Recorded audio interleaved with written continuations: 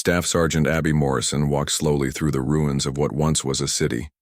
Her heavy boots made soft sounds on the dusty ground. The planet Vexus 9 was quiet today. Too quiet. The war between humans and the Crixians had turned this beautiful world into a sad, empty place. Abby checked her weapon out of habit. 15 years of fighting had made her careful. Her team was spread out, searching other buildings. They were looking for anything useful, information, technology, or supplies. This was just another day, another mission, or so she thought. The building in front of her used to be a lab. The Crixians were known for their advanced science. Most of the equipment was broken or taken. Abby had seen many places like this before. But something felt different here. A faint blue light caught her eye. It came from behind a wall that didn't look quite right. Abby ran her hand along the surface and felt a slight difference in one spot. She pressed it, and the wall slid open with a soft hiss. "That's new," Abby whispered to herself. She should call her team, but curiosity made her step inside first. Just a quick look.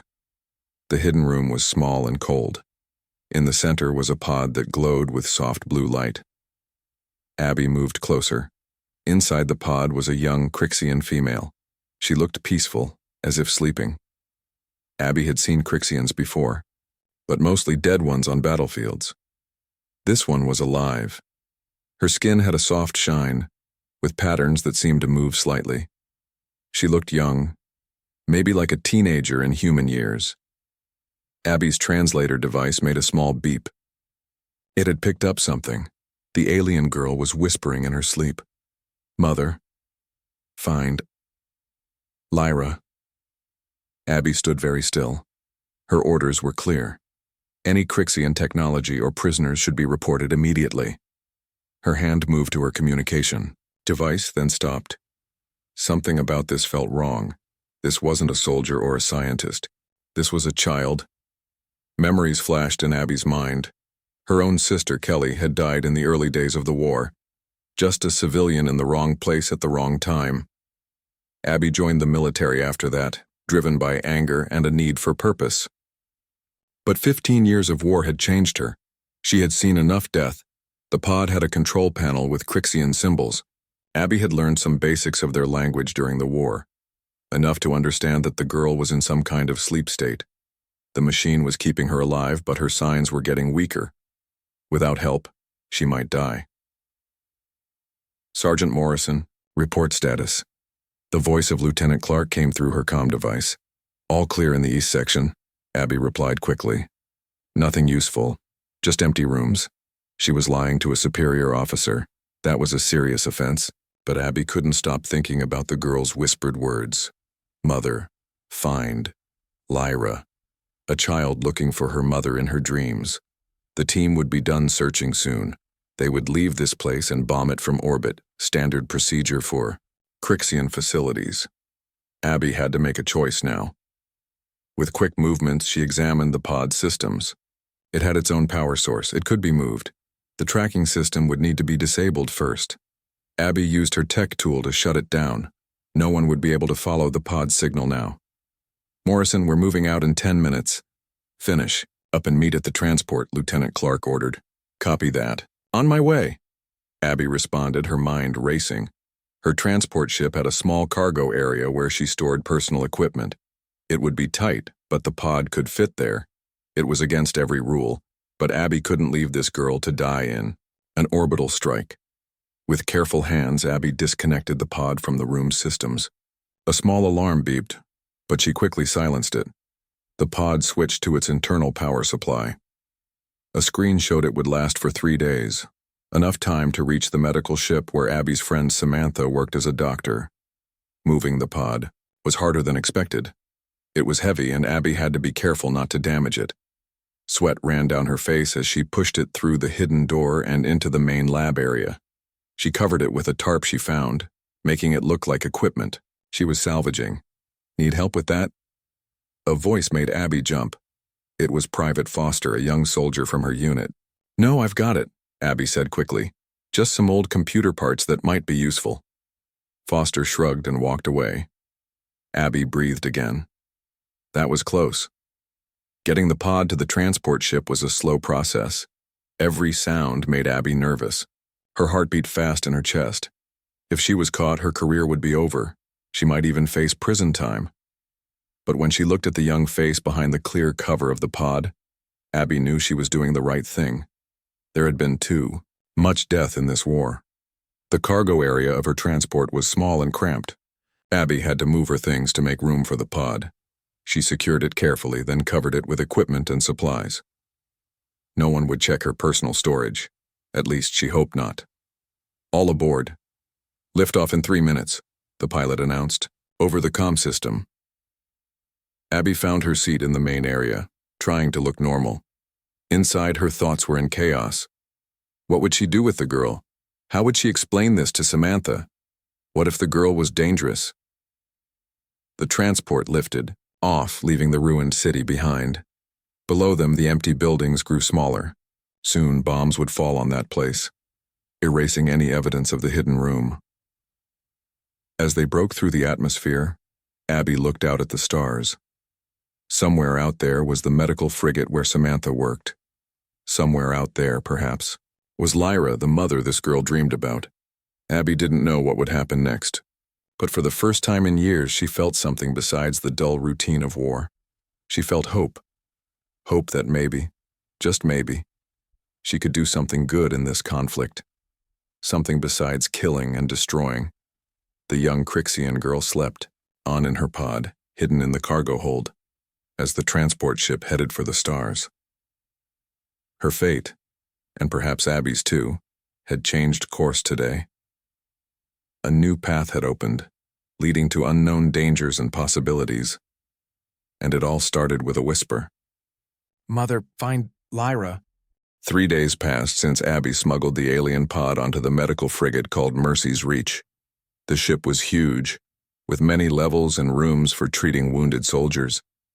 It was easy to hide things here if you knew the right people. And Abby knew Dr. Samantha Wells.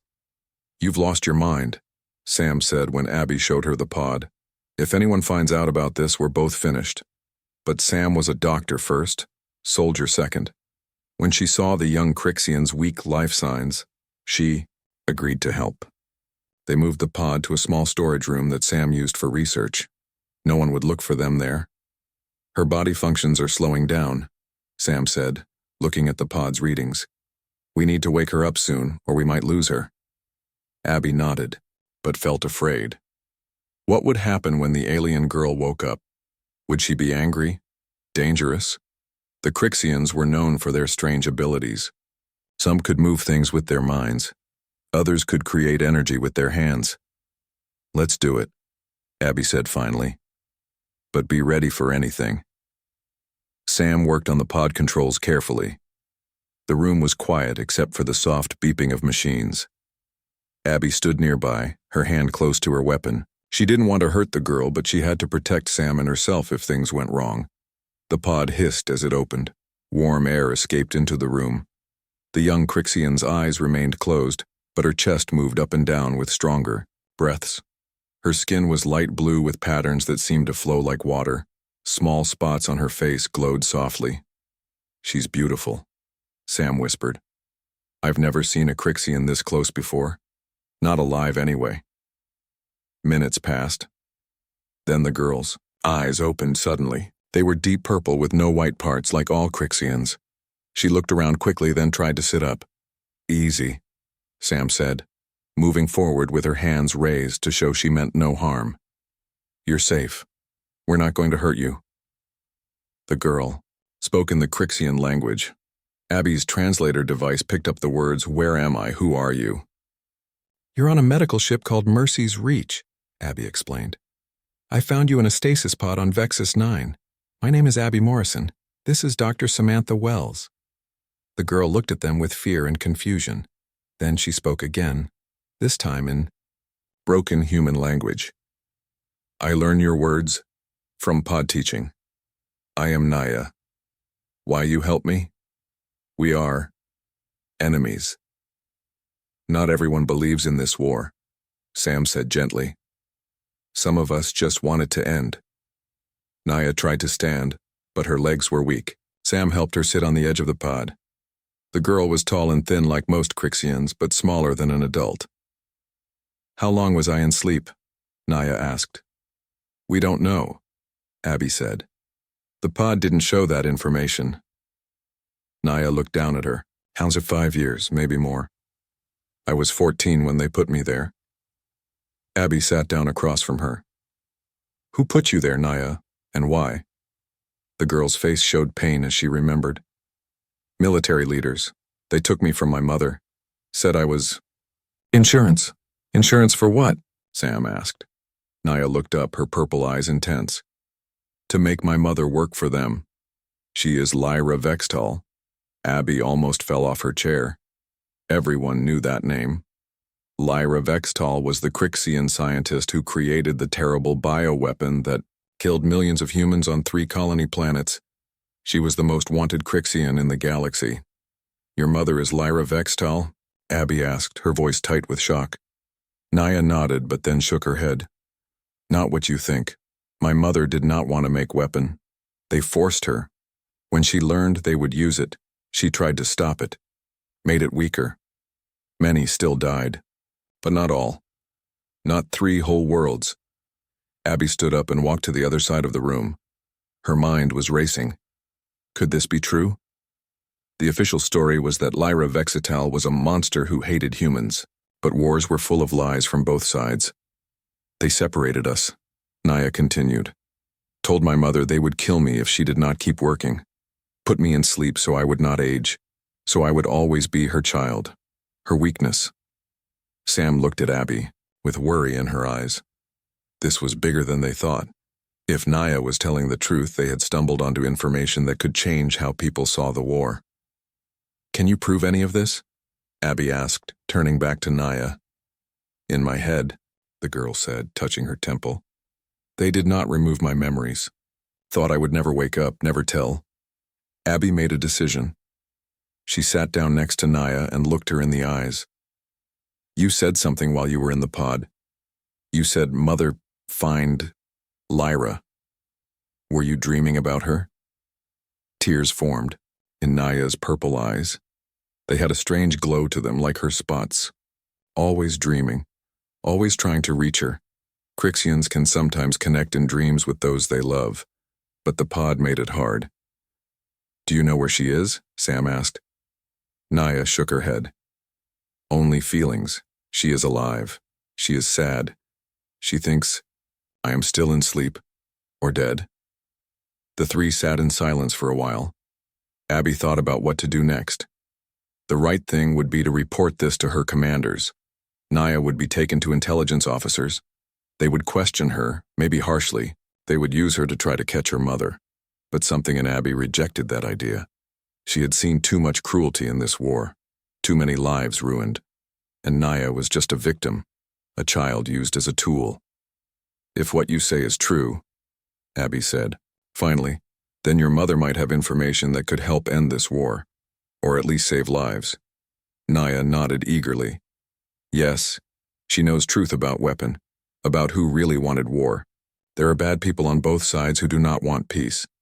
Sam touched Abby's arm. "What are you thinking?" "I'm thinking we need to find Lyra Vextal," Abby said. "Not to capture her, but to hear her side, to learn the truth." "That's crazy," Sam whispered. "How would we even start? And if we're caught?" "We fake Naya's death," Abby said, the plan forming in her mind. "You're a doctor. You can change records, make it look like she had a hidden illness that killed her.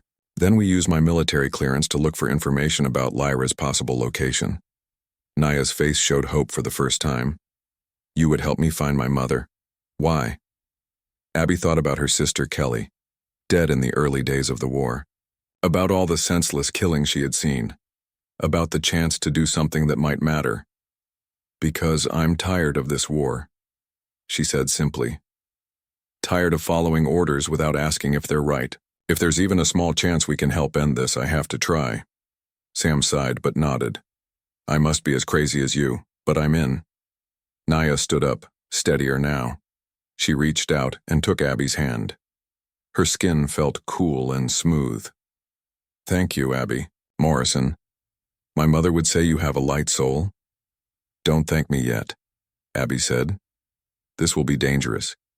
We'll all be considered traitors if we're caught." "Some things are worth the risk," Sam said, beginning to work on her medical tablet. "Give me an hour to create believable death records." Abby looked at Naya, this alien girl who had been used as a pawn in a war she didn't create. Something inside her felt right about this choice, despite the danger. Perhaps this was why she had survived 15 years of war, to be here, now, making this decision. "Let's find your mother, Naya," Abby said, "and let's find out the truth about this war." 1 week later, Abby, Sam, and Naya were on a small transport ship heading for Proxima Centauri's fourth moon. The ship belonged to the Medical Corps, but Sam had logged it as taking medical supplies to an outpost. No one questioned them. Not yet, anyway. Naya sat looking at star maps on a screen. She wore human clothes and a hood that hid her blue skin in glowing spots. If anyone saw her, they would know immediately she was Crixian. "I found something," Abby said, coming into the small room with a data pad. "Intelligence reports show strange energy readings from an old mining facility on the moon we're heading to. The patterns match Crixian biochemical research." "My mother," Naya said softly. "That could be her work. She has a special way of doing things that leaves these energy traces." Sam looked worried.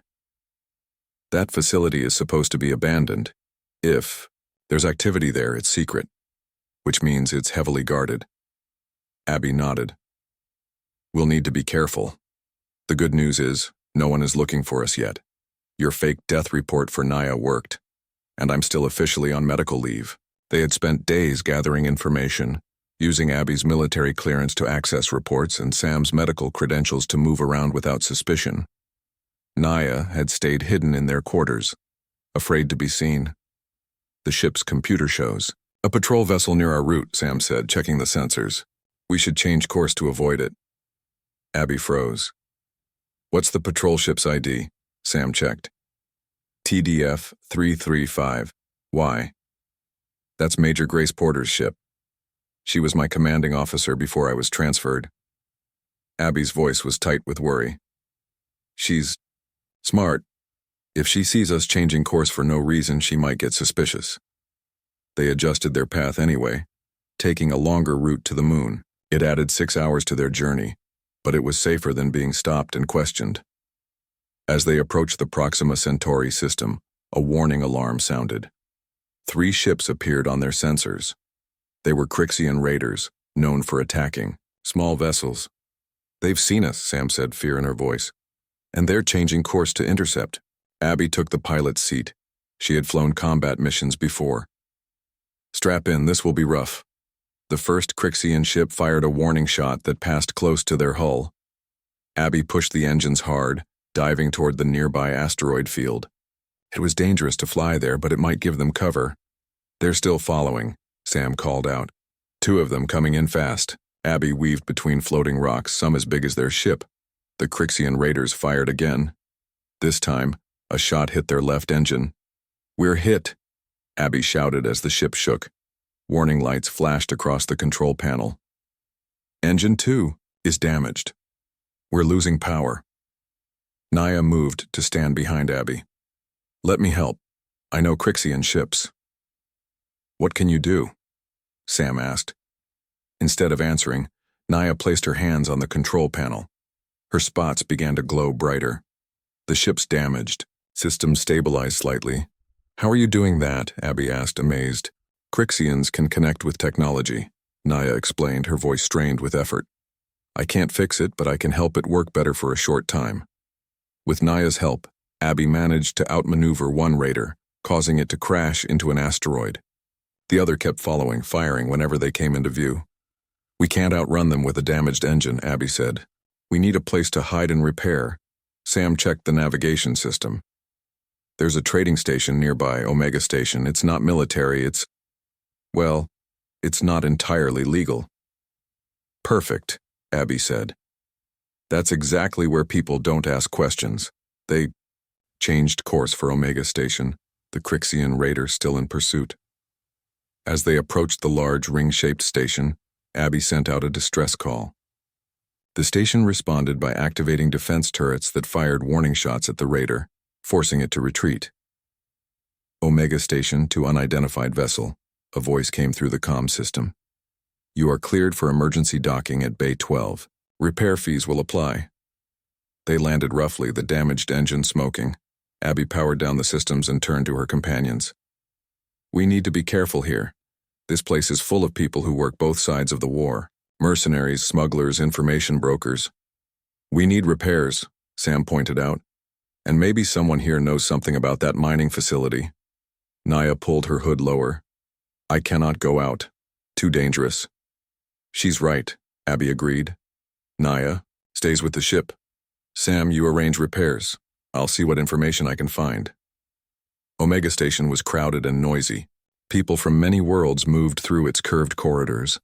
Some were clearly soldiers. Others looked like traders or travelers. No one paid much attention to Abby in her plain clothes. She found a bar called the Neutral Zone, where information was bought and sold. The place was dark and filled with smoke from strange pipes. Abby ordered a drink and listened to conversations around her, hoping to hear something useful. Looking for something specific? A woman's voice asked from behind her. Abby turned to see a human woman with short gray hair and sharp eyes. She wore expensive clothes that had seen better days. Just passing through, Abby said carefully. The woman smiled. No one just passes through Omega Station, especially not military types, trying to look like civilians. Abby tensed, ready to leave. The woman raised a hand to stop her. Relax. I don't care which side you're on. I'm Diane Kelly. I deal in information. All kinds. What makes you think I need information? Diane laughed softly. Your ship is damaged from Crixian weapons fire. You're traveling on a medical transport without medical cargo, and you're asking about the Proxima Centauri moon with your eyes, if not your mouth. Abby was shocked at how much this woman knew already. You have good sources. The best. So what do you want to know about the old mining facility? Abby decided to take a chance. Is someone named Lyra Vextal there? Diane's eyes widened slightly. That's a dangerous name to say out loud. Is she there? Abby pressed. Yes, Diane said quietly. But not for long. They're moving her in 48 hours. Some kind of security concern. Who has her? Crixian military intelligence. They've had her working on something big, very secret. Diane leaned closer. Word is it's a new version of the bioweapon. More targeted, more deadly. Abby felt sick. And she's helping them make this? Not willingly. From what I hear, they have leverage. Her daughter, Abby whispered. Diane looked surprised. You know more than I thought. Yes, they've been using her daughter as insurance. Threaten the girl, the mother complies. Abby needed to get back to the ship to tell Sam and Naya what she had learned, but first she needed one more piece of information. I need the exact location of the facility. And any information about security systems.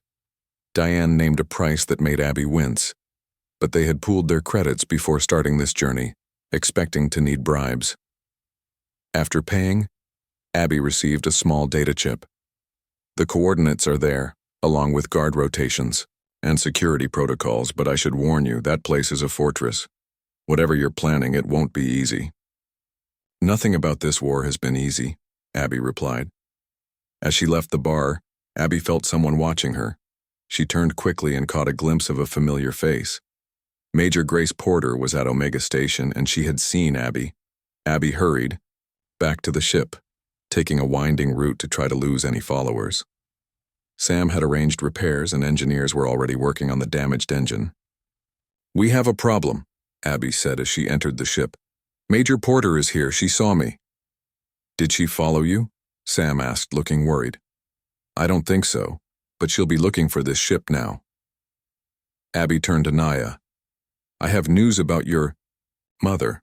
She's at the facility, but they're planning to move her in 2 days. Naya's eyes filled with glowing tears. We must hurry. The repairs will take at least 6 hours, Sam said. We can't leave before then. A loud bang on the ship's door made them all jump. Abby drew her weapon and moved to the door controls. The security camera showed Major Porter standing outside, alone. "Open up, Morrison," Porter's voice came through. The comm. "I know you're in there, we need to talk." Abby looked at Sam and Naya. They were trapped. Fighting Porter would only bring more attention. Running wasn't an option with the ship damaged. "Let me talk to her," Abby said finally. "Maybe I can explain." "She'll arrest you," Sam warned. "All of us. Not if she understands why we're doing this," Abby replied, though she wasn't confident. Abby opened the door. Major Grace Porter stepped inside, her hand on her weapon. She was a tall woman with dark skin and serious eyes. Her uniform was perfect as always. "Staff Sergeant Morrison," Porter said coldly. "You're a long way from your assigned post." "Ma'am, I can explain," Abby began. Porter cut her off. "Save it. I've been tracking your movement since you accessed classified files about Proxima Centauri. What I want to know is why." Before Abby could answer, Naya stepped forward, lowering her hood. Porter's eyes widened and she drew her weapon. "Crixian!" she shouted. "Please," Naya said, her hands raised. "I am not your enemy. My name is Naya.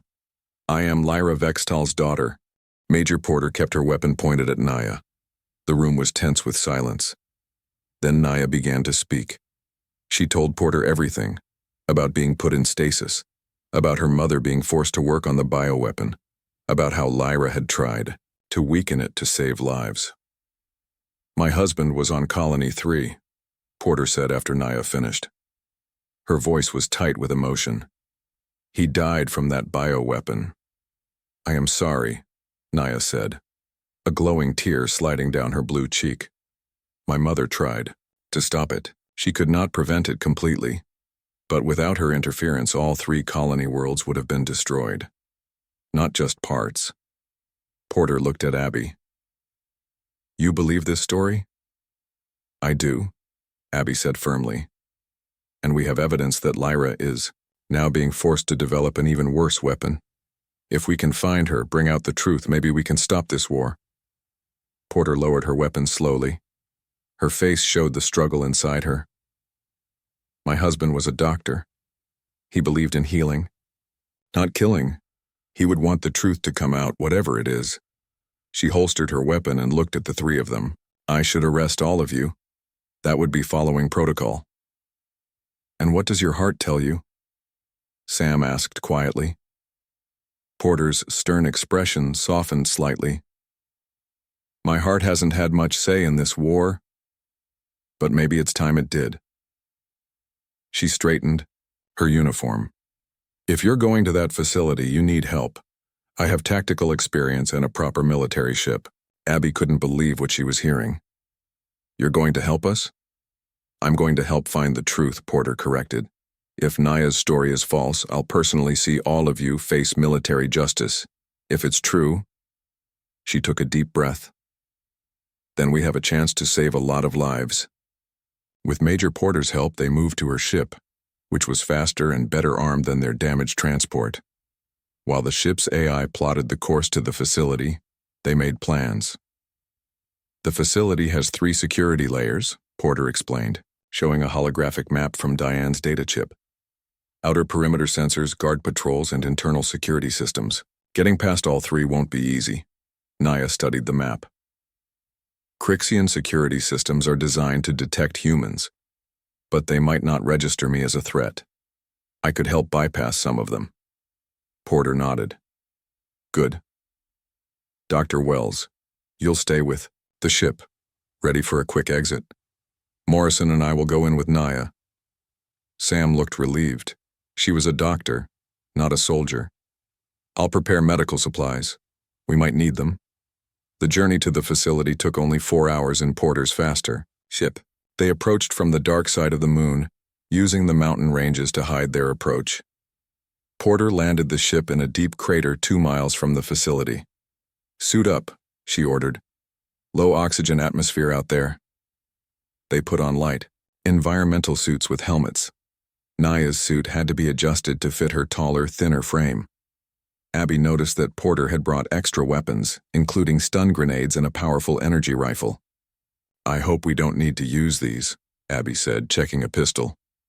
"Hope for the best, prepare for the worst," Porter replied. "That's how you survive a war." The surface of the moon was rocky and gray.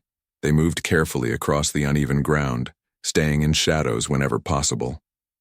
As they got closer to the facility, they could see it was built into the side of a mountain. Guard towers stood at each corner with powerful lights scanning the area. "Sensors begin 50 meters out," Porter whispered, checking a scanner. "From here we go quiet." Naya moved ahead of them. She placed her hands on the ground and closed her eyes. Her spots began to glow slightly. "What is she doing?" Porter asked. "Crixians can connect with technology," Abby explained. "She's trying to sense the security system." After a moment, Naya rejoined them. "The sensors are active, but they have a pattern. There is a gap every 30 seconds on the east side. It is brief, but we can move through it if we time it right." They watched the pattern of guard movements and sensor sweeps. When the moment was right, they ran quickly to the facility wall. No alarm sounded. Naya had been right about the gap. "Now the hard part," Porter said. "Getting inside." Naya pointed to a small maintenance door. "This is for service robots. I can open it." She placed her hand on the door's control panel. Her spots glowed brighter as she concentrated. The panel beeped, and the door slid open. "How did you do that?" Abby asked. "I told the system I am a service unit returning for maintenance," Naya explained. "My mother taught me how to speak to machines." Inside, the facility was cold and dimly lit. The corridors were narrow, designed for efficiency rather than comfort. They moved quietly, hiding whenever they heard voices or footsteps. According to the map, the main research lab should be 2 levels down, Porter whispered. They found a lift but decided it was too risky to use. Instead, they located a maintenance ladder that connected the levels. As they climbed down, alarms suddenly blared throughout the facility. "They've detected us," Porter said. "Move faster." They reached the lower level and ran through the corridors, following the map. Guards would be coming soon. They had to find Lyra quickly. "There," Naya pointed to a door with special markings. "That is a high-security lab. She could be there." As they approached the door, 5 Crixian soldiers appeared at the end of the corridor.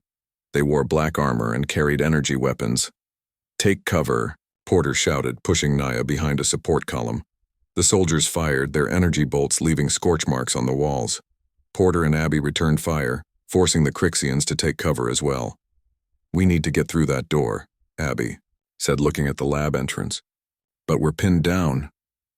More soldiers were coming from the other direction. They were being surrounded. Sam's voice came through their comm systems. "I'm detecting increased security all around the facility. They're bringing in reinforcements. You need to hurry." Porter fired several shots, hitting one of the Crixian soldiers. "We can't hold them off much longer." Naya looked at the lab door, then at the approaching soldiers. Her face showed determination and fear. "I can get us inside, but I need to reach the door." "Too dangerous," Abby said. "You'll be hit." "I have to try," Naya insisted. "My mother is there, I can feel her." Before anyone could stop her, Naya darted from cover toward the lab door. The Crixian soldiers fired at her. Abby's heart stopped as she watched the energy bolts fly toward the girl. Then something amazing happened. The bolts seemed to slow and curve around Naya, as if pushed away by an invisible force. Naya reached the door and placed her hands on it, her entire body now glowing with blue light. "She's telekinetic," Porter said in awe. "That's why they wanted her as leverage. She's extremely valuable." The door to the lab slid open. Naya turned and held out her hands toward Abby and Porter. The air around them shimmered as Naya created some kind of protective field. "Come," she called. "I cannot hold this long." They ran to the door, energy bolts still bouncing off Naya's shield. As soon as they were inside, Naya released the field and collapsed to her knees, exhausted. Abby helped her up while Porter secured the door. The lab was large and filled with complex equipment. In the center stood a Crixian woman in a white lab coat. She was taller than Naya, with the same blue skin and glowing spots, but her face showed years of strain and sadness. When she saw Naya, her purple eyes widened in shock. "Naya," she whispered. "Is it really you?" "Mother." Naya broke free from Abby and ran to the woman. They embraced, both crying glowing tears that seemed to shine like stars. Abby felt her own eyes grow wet watching their reunion. Even Porter seemed moved. The moment was broken by a harsh voice from a speaker. "Dr. Vextall, step away from the intruders immediately." A large screen on the wall showed the face of a stern Crixian male in a military uniform. His spots were red instead of blue, marking him as part of the ruling military caste. "General Vaxnur," Lyra said, her voice cold. "You told me my daughter was still in stasis." "Another lie." "Your daughter should have remained asleep," the general replied. "These humans have put everyone at risk by waking her. Now they will die, and she will return to stasis. And you, Dr. Vextall, will complete your work." "No," Lyra said firmly. "I have completed my real work. While you thought I was developing your new weapon, I was actually creating the antidote to the original bioweapon. It is ready now." The general's face showed rage. "Traitor, you have doomed our victory." "This war has no victory," Lyra replied. "Only death on both sides. The antidote formula must reach both human and Crixian authorities. The truth must be known."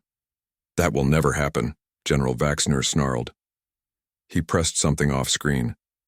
"Facility self-destruct sequence initiated.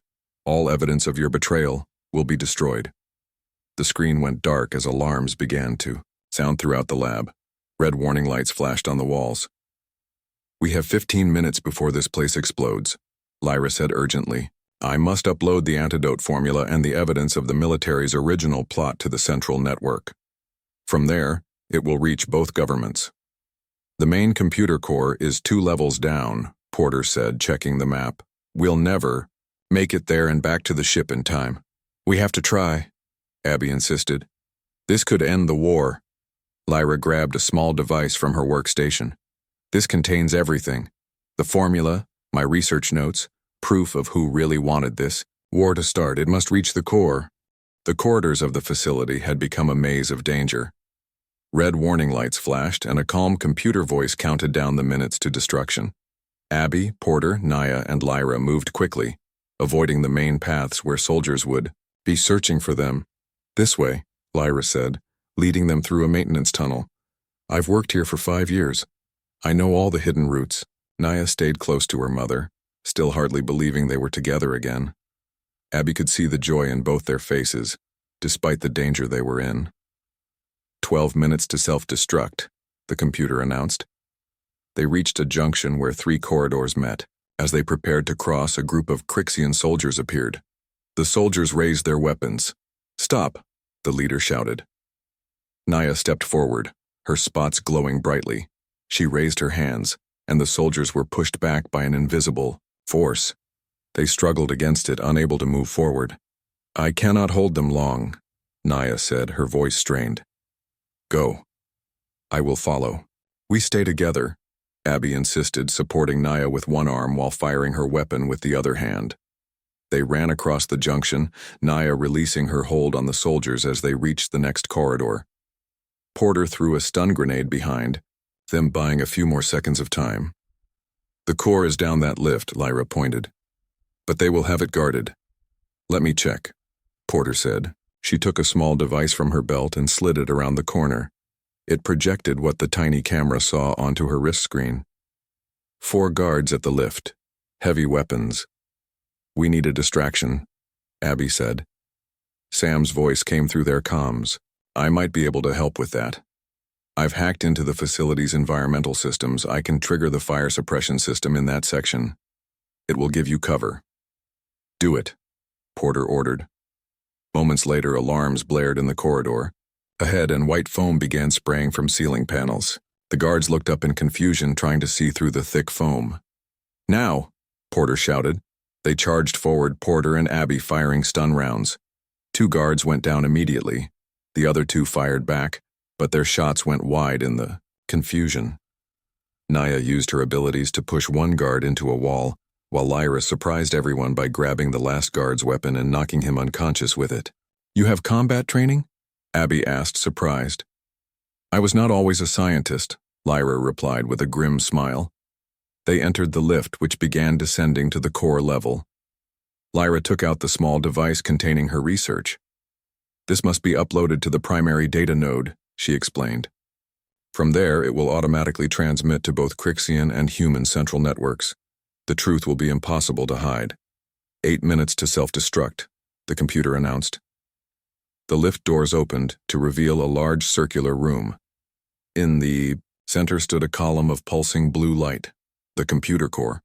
Around it were workstations and control panels. "There," Lyra pointed to a specific terminal. "That one connects directly to the primary node." As they moved toward it, energy bolts struck the floor in front of them. General Vaxnur stood on a platform above, with 4 elite guards beside him. All had their weapons aimed at the group. "Cannot allow you to upload that data, Dr. Vextal," the general said. "The war must continue as planned." "Why?" Porter demanded. "Why continue a war that's killing millions on both sides?" "Because peace does not profit those who manufacture weapons," Lyra answered, looking up at the general with hatred. "The general and his associates have grown wealthy from this conflict. They never wanted it to end. And certain human leaders are the same," the general added with a cold smile. "Did you never wonder why peace talks always failed at the last moment? Both sides have those who benefit from continued fighting." Abby felt sick. So many dead, so many lives ruined, all for profit and power. She raised her weapon, aiming at the general. "You won't stop us," she said. The general's guards fired. Porter pushed Abby out of the way, taking a glancing hit to her shoulder. She fell back, wounded but still conscious. "Get to the terminal," Porter shouted, returning fire from her position on the floor. Abby and Lyra moved toward the terminal while Naya used her abilities to deflect enemy fire. But the strain was clearly taking its toll on her. Her face showed pain, and her movements were becoming slower. 6 minutes to self-destruct, the computer announced.